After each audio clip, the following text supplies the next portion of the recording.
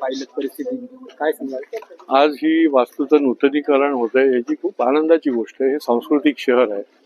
अशा अधिकच्या देखील वास्तूंची गरज आहे, पण जी आहे ही वास्तू अधिक मजबूत व्हायला पाहिजे, अधिक आधुनिक अभिनव व्हायला पाहिजे आणि या वास्तूचा एक कलात्मक वावर त्या ठिकाणी लोकांचा होईल अशा दृष्टीने देखील ही वास्तूचा उपयोग व्हायला पाहिजे.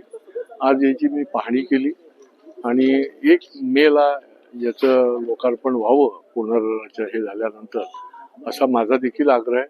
आणि अनेक सूचना ज्या आहेत त्या मग रिहर्सल रूमच्या संबंधी असेल, कलाकारांना किंवा या वास्तूची पुढे नीट देखभाल, कारण इथे 23 कोटी रुपये आम्ही खर्च करतोय महापालिका, तर त्याची पुढच्या दृष्टीने देखील त्याची सुरक्षा आणि योग्य पद्धतीची देखभाल होण्याच्या दृष्टीने देखील काही नियम जे आहेत ते या ठिकाणी करण्याची दृष्टीने देखील मी पुढच्या काळातही सांगणार आहे. आजही मी त्यांना सूचित केलेलं आहे. 1978 सालची वास्तू, जिला महाराष्ट्राचा वैभव म्हणून गणलं जातं, त्याची आज म्हणजे बऱ्यापैकी काही नूतनीकरण होत आहे, पण तुम्ही आता नवीन काय होणार आहे? नाही, याच्यामध्ये नवीन पद्धतीचं मटेरियल पण हे लावलं जाणार आहे.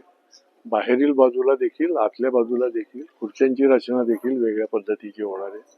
याची साऊंड सिस्टीम देखील अधिक, शेवटी साऊंड सिस्टीम ही जास्त महत्वाची असते कुठल्याही थिएटरला किंवा नाट्यप्रेमी जे आहेत किंवा कलाकारांना देखील, किंवा आतमधली या ठिकाणी कलाकारांची जी रंगभूषा वेशभूषा होते, ग्रीन रूम ज्याला म्हणतात, ती देखील त्या ठिकाणी वाढीव अशी होणार आहे.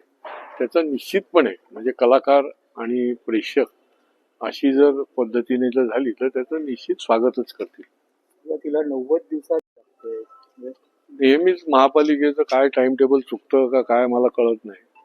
खरं म्हणजे ही 3 महिन्यात होण्यासारखी नाही आहे, याचं जे काम आहे, आणि त्यामुळे त्यांनी 3 महिने वाढवलेली दिसते. परंतु 1 मेला याचं लोकार्पण व्हावं अशा पद्धतीचं टार्गेट पकडून, कारण फार मोठी प्रेक्षक आणि श्रोत्यांचे हाल आहेत. सांस्कृतिक क्षेत्रामध्ये काम करणारे आणि प्रत्यक्ष त्याला दाद देणारे मोठी रसिक प्रेक्षक जे आहेत त्यांना एकाच थिएटरवर आता अवलंबून राहायला लागतंय. आणि हे एकदम जंक्शन थिएटर आहे, इथे कलात्मक वातावरण आहे आणि त्याच्यामुळे काही कळ सोसायला लागेल, परंतु चांगली एक वास्तू पुन्हा एकदा यावी आणि याच्याकरताच आज मी ही भेट दिलेली.